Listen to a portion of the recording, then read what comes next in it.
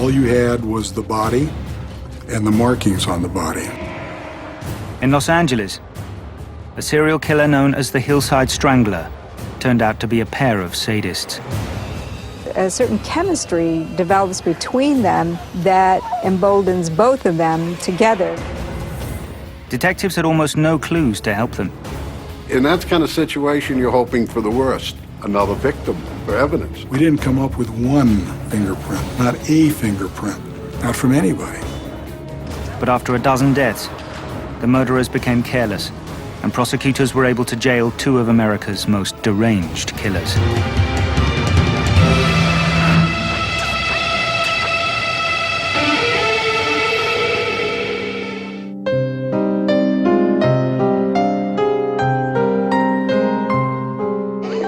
The people in this neighborhood are shocked and they are frightened.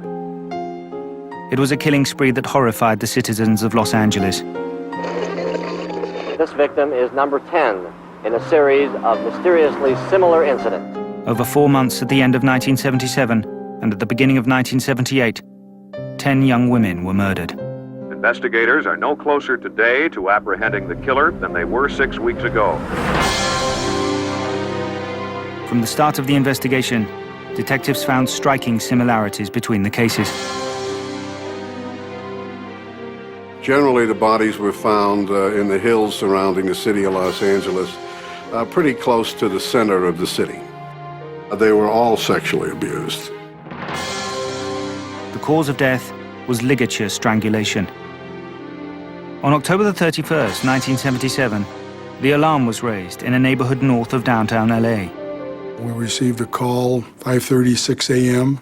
in which we were told there was a young female, possibly a teenager, that was found dead in La Crescenta, which is above Glendale. She was nude, and at that point they thought it possibly could have been a drug overdose. The owner of a nearby house had covered the victim with a tarpaulin. When detectives uncovered the body, they were startled by what they found. She had ligature marks on her ankles, marks on her wrists, and a mark around her neck. They concluded that this was no drug overdose. This was murder. Only thing that was on that body was a small tuft of fiber, and it was on her right eyelid, and it was no bigger around than the tip of your finger. Investigators believed that the fiber could have come from the tarpaulin, so they asked the homeowner what he used it for. And he used it in the backyard to cover his kids' toys. And amongst those toys were some white stuffed animals. So the forensic lab tested everything at the scene, including the toys. We eliminated everything that was in the backyard. Finding no matches for the white fluff on the victim's eyelid, the detectives thought it might be a vital clue. Where that fiber came from, why was it there? We didn't know. There was little other evidence. It took police 10 days to identify the victim, Judy Miller. She was a 15-year-old runaway. She lived on the streets in Hollywood. This diner near Sunset Boulevard was the last place Judy had been seen.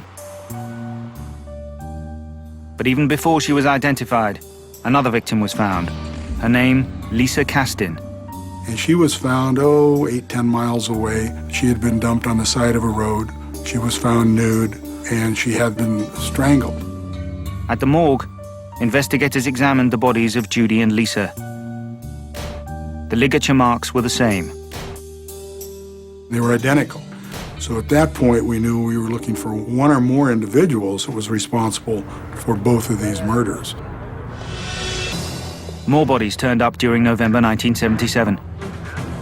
5 bodies were found in 1 week, including those of the 2 youngest victims, Sonia Johnson, age 12, and Dolores Cepeda, 14.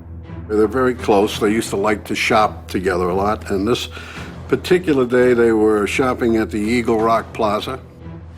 Police believe the girls were grabbed on their way home from a shopping trip. That sort of threw everything over the edge. The media went crazy.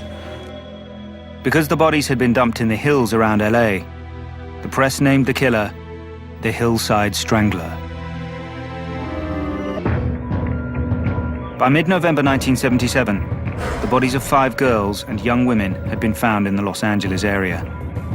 All the victims had bruises that suggested that they had been tied up, and they had all been strangled with a ligature before their bodies were dumped in the hills around LA. The police knew they were after a serial killer, dubbed by the media the Hillside Strangler. One after another, their nude, strangled bodies were found dumped along various Los Angeles hillsides. It's very frightening. He's sick. That's all. It's just insane. The bodies were piling up, and we had no results to show for it. Makes the job pretty tough. The 6th victim was found on November the 20th. I noted puncture marks in her arm. At first, police thought she was a hype, someone who injects heroin. She also had some needle marks in her neck, which could have sustained the fact that she was a hype, but that was eliminated very quickly when we identified her and found out who she really was. She was 20-year-old Christina Weckler, a student at the Pasadena Art Center College of Design. 9 days later, the Hillside Strangler struck again. The body of the latest victim, 18-year-old Lauren Wagner, was found sprawling across a sidewalk. Her father identified the body. She was on her way home about 10 o'clock. Neighbors saw her taken from her automobile right in front of 2 doors down from our house. The neighbor provided crucial new evidence. There were 2 men in the car. That confirmed our belief from the beginning that there were 2 bad guys. Some of the areas were not accessible for just one person to lay a dead body in without some help from somebody. Because there seemed to be evidence that there was more than one person, it seemed as if there were what we call team killers at work. A certain chemistry develops between them that emboldens both of them together. And on this occasion, the killers had left important clues. She also had burn marks on her hands that did not look like they were from a cigarette. It was quite obvious that this poor girl was a victim of torture. There was also a sticky substance on her fingers. The residual stickiness on her fingers later became a very, very important factor in this case, in that fibers stuck to that residual matter on her hands. Fibers that could have come from the original crime scene. Finding the location where the individuals were murdered it carries a lot more information than finding the location where the bodies were dropped after death. We're starting at a place where a body's been placed, so the lack of evidence is obvious. There isn't any. At the height of the investigation, a special task force was set up in the LA police headquarters. They fielded over 11,000 tip-offs. And all of those required an individual investigation. We didn't have a computer system. Everything was done in longhand, and it was hard to control. And there was something else that hindered investigators. There was no trauma to these bodies other than the ligature marks. There was no evidence that any force had been used on them. What it tells me and what it tells investigators is that the initial contact between the victim and the perpetrator was one of authority. We actually investigated a number of Los Angeles policemen. So this further terrorized women. They were arming themselves. They were afraid of being stopped by police officers for traffic infractions, thinking that might be the Hillside Strangler. Media scrutiny was intense, and the police were under a lot of pressure to solve the case. The pressure from above, the political pressure, the pressure from police department. Do this, do that, do this, do this. We got to get on this case. For the 93 policemen working full-time on the case, it's been full-time frustration. 7,000 leads tracked down, most leading nowhere. Many composites were out there. Many composites. People who said, so-and-so's a Hillside Strangler, or so-and-so lives here and he's the Hillside Strangler. Composite drawings are really never closed. In almost all the crimes, there was little physical evidence. In most of them, all you had was the body and the markings on the body, the ligature marks. The victims were all under 30 and had a variety of backgrounds. Although the very first victim that we didn't connect right away, Yolanda Washington, was in fact a working prostitute. Killing street prostitutes doesn't really attract a lot of attention from the media. I mean, it happens every day. They're looking for someone who is easy to grab. They're not going to be seen doing it. It's easy for them to overpower, and they're just looking for more of an opportunity than they are a particular type of victim. The ninth victim, Kimberly Diane Martin, was also a prostitute. On December the 13th, 1977, one of the killers called her from this payphone at the Hollywood Public Library. He told her to come to an empty flat in a building on Tamarind Place. The police believed that she was injured there, but not killed. They did something to her in that building, and she had some kind of a skull fracture or bruising that indicated she'd been hit. About 6:30 this morning, a couple of paper boys on their route here discovered the body and immediately called the police. It appears that it is the work of the so-called Hillside Strangler. But in this attack, one of the killers left a vital clue. The Martin case, they had a fingerprint off the phone booth where the call went into the outcall service. The police later learned that the killer's fingerprints were already on file. Some people believed the fingerprint evidence should have cracked the case. Unfortunately, at that time, the national database of fingerprints had not yet been established. We have a system now, the integrated automated fingerprint identification system, links databases from around the country. And so finding a latent print at a crime scene could certainly lead very rapidly to the identity of the source. After Kimberly Martin's body was found, there were no new Hillside Strangler cases for 2 months, until a car was found in the Angeles National Forest on February the 17th, 1978. About 9:45 this morning, a fire department helicopter was doing a flyby of the area. They saw a vehicle over the side. They in turn notified our Crescenta Valley Sheriff Station. When they looked inside the trunk, they found the body of a female. Detectives recognized the killer's methodology. 20-year-old Cindy Lee Hudspeth was the last victim in Los Angeles of the Hillside Strangler. One thing we knew, at least I felt, the killers were still out there somewhere. It's just a matter of a point where. They just weren't in LA, because serial killers generally just don't stop. 11 months later, in January 1979, the case of the Hillside Strangler was reopened. The big break in the case was the phone call from Bellingham, Washington. They wanted to run a background on a guy they had in custody, Kenneth Bianchi, that was suspected of a double murder. And he had a driver's license that put him in Los Angeles. Bellingham police suspected that Bianchi, a 27-year-old security guard, had murdered 2 young women, Karen Mandick and Diane Wilder. The coroner's report indicated that both had died of strangulation caused by a ligature. The girls were assaulted in some manner sexually. They believed Bianchi had lured the 22-year-old Karen to an empty house where she was to house sit while the owners were away. She brought along her roommate, Diane Wilder.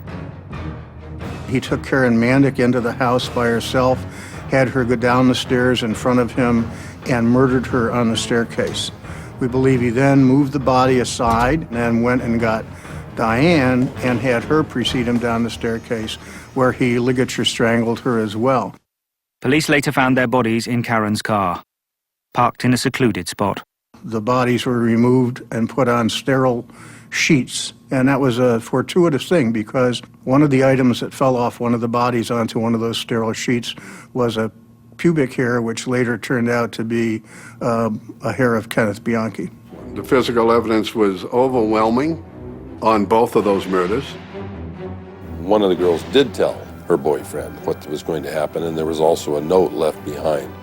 So when the girls became missing, the police already had a tip as to who they were hooked up with, that it was Kenneth Bianchi.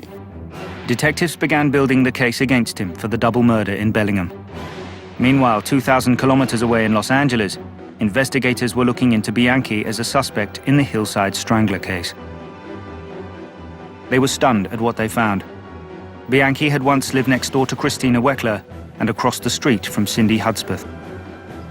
We had somebody that was connected somehow to the victims. So we knew going in, we had a righteous suspect. To their dismay, they also found that the Hillside Strangler task force already had Bianchi's name on file.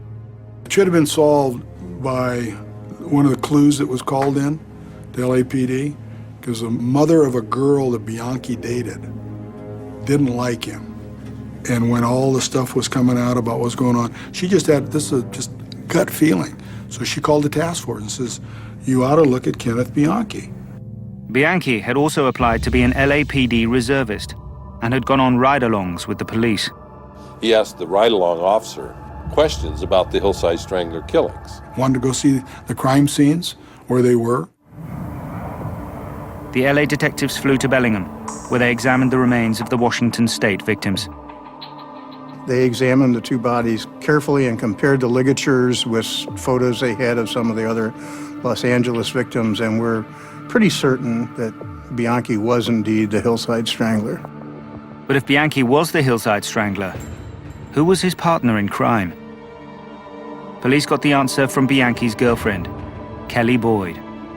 What she knew about him, the closest person to Bianchi was his cousin, Angelo Buono. Facing 12 murder charges, Ken Bianchi claimed insanity. This is the videotape of his psychiatric examination. Probably the easiest thing for a killer or serial killer to malinger or feign is what was once called multiple personality disorder. Pretended to go under hypnosis and to come out with a persona named Steve Walker. Which was the biggest BS of this whole case. Hi. Hi. Are you Ken? Do I look like Ken? And of course, Bianchi, played it. I mean, played it to the hilt. Really did. Pardon me. It isn't Ken, is it? No, it's not. It's Steve. And then implicated Angelo Buono, his cousin. I killed her. Angelo killed her. They mean the Wagner one Angelo killed. This broad I'd never seen before. Martin. This broad I'd never seen before. Hudspeth, you never saw them at all? No. That's a hint, and try to slide out from under it yourself. And so I think in that case we see that Bianchi was the slick, manipulative one of the two. This broad I killed. These two Angelo killed. But specialists were able to prove that Bianchi didn't have a multiple personality. He had been faking the symptoms. Shortly after that, he decided to plead guilty and cooperate in the murders down in Los Angeles. In the autumn of 1979, detectives finally got a chance to question Bianchi about the LA murders. Are you ready to talk about Thomas Bianchi? Yes, I am. And I remember one of the first things this idiot said to me when I went up there. He says, "I'm now in a position I've always wanted to be in, Sergeant Grogan. I want to be a detective, and I'm going to help you with this case." Detectives subjected Bianchi to intensive questioning. They thought they could crack the Hillside Strangler case. He wouldn't sit there and give you word by word, blow by blow description of everything that he and Angelo did. He kind of scatterbrained it around a little bit. But in telling us what he did tell us, he firmed our belief that this is the guy. Because some of the information that we received from him was information only the murderer would have known. With suspected Hillside Strangler Ken Bianchi behind bars in Washington State, Los Angeles detectives began to zero in on Angelo Buono, the man they believed was Bianchi's partner in crime. We have to do a protective surveillance because we got a guy that's been identifying the killing of 10 girls, and God help us if he kills one while we're putting our case together. He was very, very street smart, relatively very stupid, intellectually a zero, but street con very smart. At the same time, detectives conducted extensive interviews in Glendale, Buono's hometown. The information gleaned helped to build the case against Buono. They even talked to his school teachers We did everything we could to find who, what, when, where, and how about Mr. Buono. We found out that Angelo Buono was a sexual predator. Investigators learned that although Buono had attended school, he barely learned to read or write. This is a kid that was oversexed, always making overtures to the girls. He was a sexual predator from early on, from very early on. Buono quit school at 16. He got in trouble with the law and was arrested for stealing cars. He spent a short time in juvenile detention. But while Angelo Buono was under surveillance and a suspect in the case, there was as yet no evidence to link him to the Hillside Strangler killings. In the autumn of 1979, Ken Bianchi was in custody, the prime suspect in the Hillside Strangler cases in Los Angeles, as well as 2 killings in Washington state. LA police had concluded that 2 people had worked together to commit 10 murders in 4 months. And they had reason to believe that Bianchi's cousin, Angelo Buono, was the accomplice. By the time he was 35, Buono had had a succession of girlfriends and wives. He had fathered 8 children in and out of wedlock. He was also a sexual sadist. He brutalized his wife, who he was married to many years, and frequently tied her up to have sex with her. Interesting enough, he tied her up by the ankles and by the wrist. But despite his limited education, he made a good living doing upholstery work on cars. In 1975, Buono went into business for himself with the purchase of his dream house. Located at 703 East Colorado Street in Glendale, it had a small garage in the back that he turned into Angelo's trim shop. He did one of Frank Sinatra's cars. He did a car belonging to one of the Supremes. He usually had some Rolls-Royce type cars or limousines around that he was doing. And he also used the house for something else: murder. After spending a lot of time talking to Mr. Bianchi, the crime scene was pointedly identified to us as Angelo Buono's house. That's where everything occurred. That's where, once they abducted the females from the street, that they took them to the workshop, they took them to the house, and that's where they were sexually assaulted, and that's where they were murdered. While Buono was under surveillance in LA, investigators from Bellingham were checking out Ken Bianchi, who was originally from Rochester in New York State. We sent a team to Rochester immediately following Bianchi's arrest to conduct a background investigation and find out what we could about him. They learned that his mother had been a young prostitute who had given Ken up at birth. He was later adopted by Angelo Buono's Aunt Frances and her husband, Nicholas Bianchi, but he didn't give his adoptive parents an easy time. He had a bad temper, so he was just simply not doing well as a child. He suffered, undoubtedly. And things only got worse for Bianchi in high school. He was someone who had a reputation for not telling the truth and couldn't seem to find his slot in a normal environment. The police even investigated Bianchi as a suspect in a string of unsolved cases in Rochester. They were called the Alphabet Murders because the 3 young victims all had names with the same first and last initials. They're still unsolved, and Bianchi was in the area at the time. He would have been a teenager in 1971 and 1973 when the girls were sexually assaulted and strangled. Their bodies were found in towns that started with the same letters as their names. I believe in a couple of those cases there was evidence that indicated they might have recently had milkshakes, and Bianchi worked as a soda jerk in a pharmacy, and at least one of the young women disappeared between her home and that pharmacy. But there was no evidence to prove anything. Investigators learned that after graduating from high school, Bianchi tried to become a policeman. But when he was turned down, he became the next best thing, a security guard.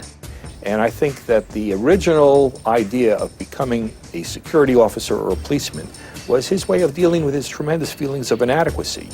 As a police officer, he had power. As we came to understand him in these crimes, it was important for him to feel powerful. Being a security guard also gave him the opportunity to steal. Although he was never arrested for theft, he did change jobs frequently. He just was going nowhere, and it was at that point that his mother contacted Angelo Buono in LA and said, could my son come and stay with you? In January of 1976, Ken Bianchi moved in with Angelo at 703 East Colorado Street. Personally, they didn't get along. They had a lot of fights. But Kenny shared in, when the young girls were staying at the house, Kenny shared in that activity. Ken managed to find a job in downtown LA and moved out of Angelo's house in July 1976. But he didn't go far. His flat was just a few hundred meters from Angelo's house at 809 East Garfield Avenue. That New Year's Eve, he began to date Kelly Boyd, who was originally from Bellingham, Washington. When Kelly became pregnant 5 months later, the couple moved to 1950 Tamarind Place in Hollywood. It was at this time that the cousins, Ken and Angelo, started to act on their shared violent perversions. He had two girls that he abducted who stayed in his house that he sexually abused for many, many months, and used them in the alleged prostitution game. He was going to become a pimp.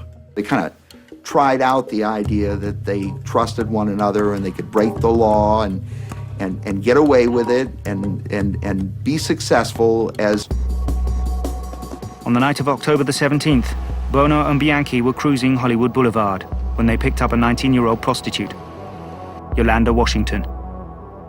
I am convinced that Buono drove the car, Bianchi got out of the car and did a very credible job of pretending to be a detective-type undercover officer, presented a badge and convinced her she was under arrest, and put handcuffs on her and put her into the car. They then drove north on the Hollywood freeway. Eventually, in the back seat, Bianchi killed her. It was probably seat of the pants on that first murder. But that first murder is going to tell the tale in a way. If they get away with it and it was something that empowered them or excited them or made them feel alive, the chances are pretty good that they will do it again and then again.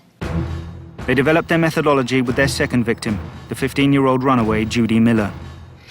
As the cases come along, there's a little more planning. There's a little more sitting down and discussing what we're going to do. After picking up Judy on the street, they drove her back to Angelo's house, where they tied her up by the legs and wrists. Then they blindfolded her and put her in a chair while they figured out what they were going to do next. As Bianchi put it, who was going to go first, who was going to go second, whether they were going to flip a coin. In Angelo's spare bedroom, they raped and strangled Judy, perfecting the method they would use on their later victims. The ligature mark in the neck was used for strangling with a rope. It was also used to tie bags over their head. They used plastic bags to try to induce suffocation. I believe Buono did almost all of the sex, and that Bianchi did all, if not most, of the strangulation, and that it was done simultaneously, and they both got their thrill out of the way they did that, and it served each of their own purposes. Victim number 3, 21-year-old Lisa Castin, was neither a prostitute nor a runaway. She was a waitress at a health food restaurant. With Lisa's murder, the killers became even more daring, abducting her close to her home. On November the 6th, her body was found near the Chevy Chase Country Club in Glendale. The way Bianchi told it, there were days when they said, hey, Angelo, you want to go out? And Angelo said, yeah, let's go out. And that was it. They'd get in the car and go. By the beginning of November 1977, the Hillside Strangler serial killing team of Angelo Buono and Ken Bianchi had already murdered 3 young women. And they'll do it more often, more brutal, take more risks, until eventually they just either die, stop, or get caught. The 2 young schoolgirls, Dolores Cepeda and Sonia Johnson, had been missing for almost a week when their bodies were found in a rubbish dump on November the 20th.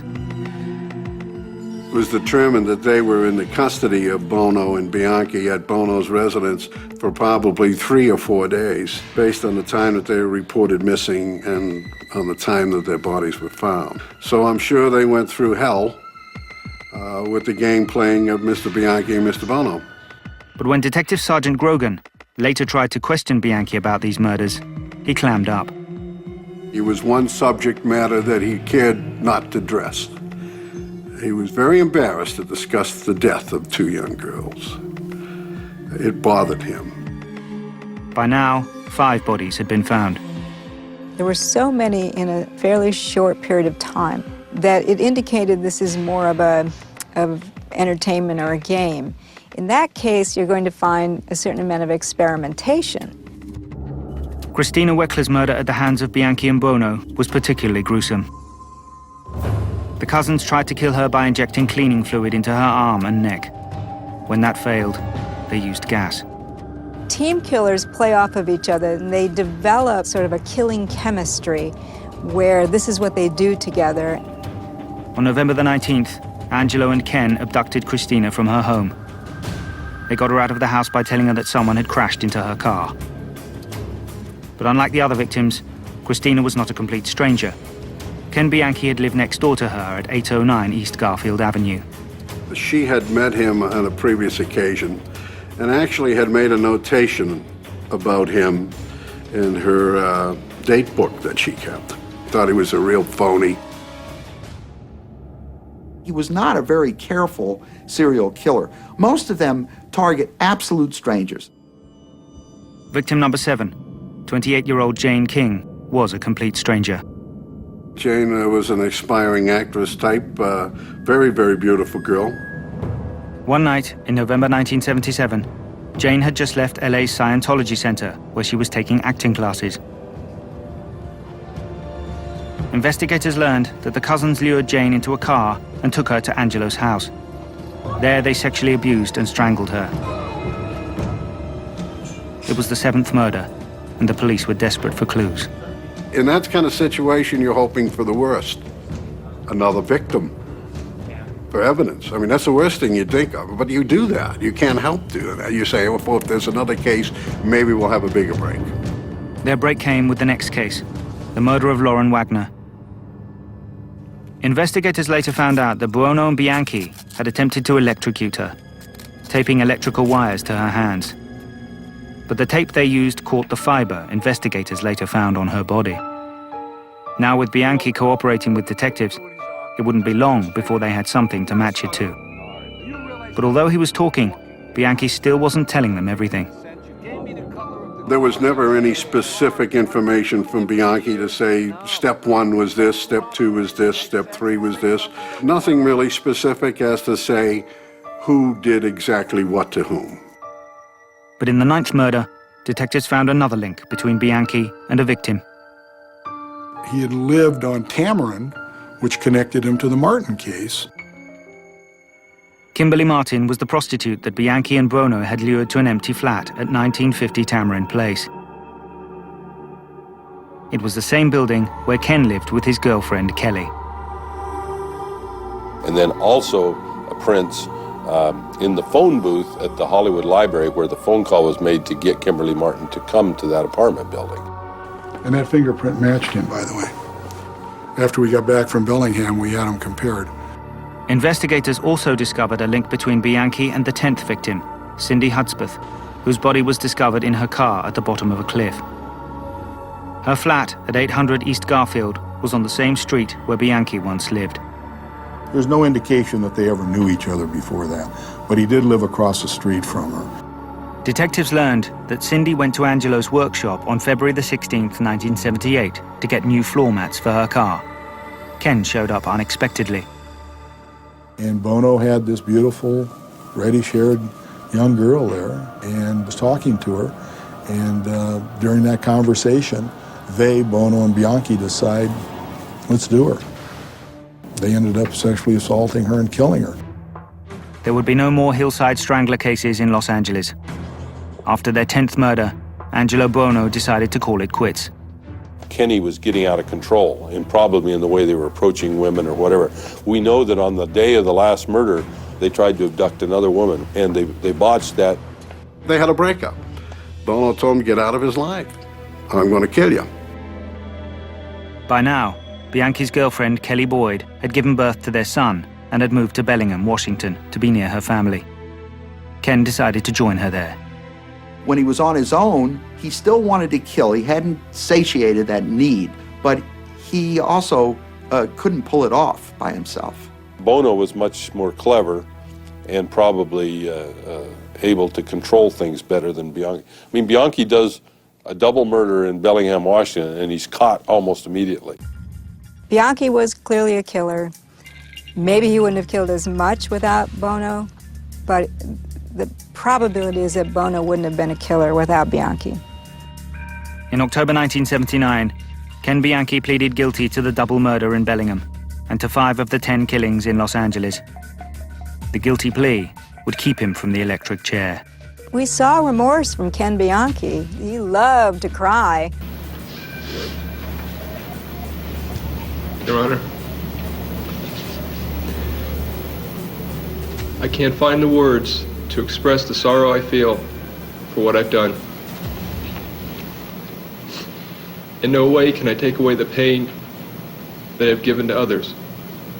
But as soon as he walked out of court, he's laughing and joking around, you know, it's just faking. He faked remorse because the psychopath's very good at looking around, seeing what emotions are appropriate and mimicking them.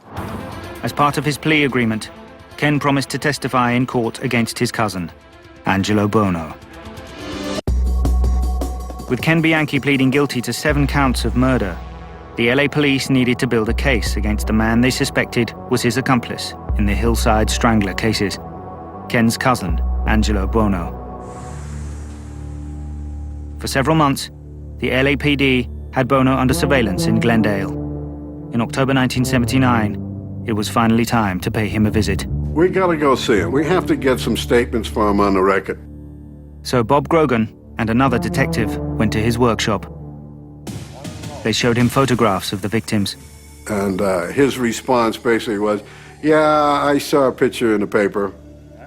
Yeah, I saw her picture in the paper. And it just kind of ticked me off, like I was showing him pictures of baseball players. I mean, no reaction, no reaction. We served a search warrant at 703 Colorado, which was Angelo's residence and workshop. They found the house and workshop well kept and clean. It was so clean, as a matter of fact, that when we processed it chemically for fingerprints, we didn't come up with one fingerprint, not a fingerprint. Not from Angelo Buono, not from anybody, which was highly unusual.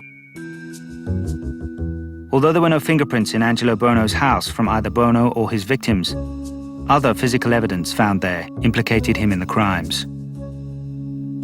Now the fiber evidence becomes extremely important. The victims were placed in a chair in the living room. We came up with a series of fibers from inside the chair where you normally lose your coins if you sat down, and it matched the fibers that were recovered from the palm of the hand on the Wagner murder. And they also matched the fluff on Judy Miller's eyelid to some upholstery material in Angelo's workshop. We found out why it was on the eye, which was something we didn't know, and that was because it was used as a blindfold. On October the 19th, the police arrested Angelo Buono. He was charged with 10 counts of first-degree murder. I don't remember him saying a significant word. With 0. His trial began on November the 16th, 1981, and lasted 2 years and 2 days. It was one of the longest murder trials in American history. It was like trying 10 separate murder cases, so it was like doing one trial after another. And star witness Ken Bianchi still had some surprises up his sleeve when prosecutor Michael Nash began his questioning. And I asked him if he had committed these murders. And his first answer was, as you might expect, I don't know. It went downhill from there. It went from I don't know to maybe I remember bits and pieces. But a lot of times he'd just go with the flow and say, we did this and we did that. During the 6 months that Ken was on the stand, he and Angelo barely exchanged glances. Buono mostly just stared into space. Angelo Buono was really void of any demonstration of emotion. I think some of the press who wrote about him described him almost as reptilian. Throughout the proceedings, Angelo Buono maintained his innocence. Our defense was he didn't do it. Kenneth Bianchi was the killer, and he made a deal to save his life by implicating his cousin. But in the end, the jury wasn't convinced. He was convicted of 9 out of the 10 murders. The only murder he was acquitted of was the first one. We did a pretty strong job of showing that if they did one, they had to have done them all, except for on Yolanda, Washington, because that one doesn't fall in the strict MO of all the others. During the penalty phase of the trial, the jury decided to spare Angelo's life. I think jurors, from what we heard, felt that both defendants were equally culpable and that if one got life, the other one should too. On January the 9th, 1984, Judge Ronald George formally sentenced Angelo Buono and Ken Bianchi to life. Buono died of natural causes in September 2002. He was 67. I was in Canada at the time, as a matter of fact, and I got a call. My reaction was that the death penalty finally, was served out in the state of California. It just took a long time. Under the terms of his plea agreement, Ken Bianchi received life sentences in Washington state and in California.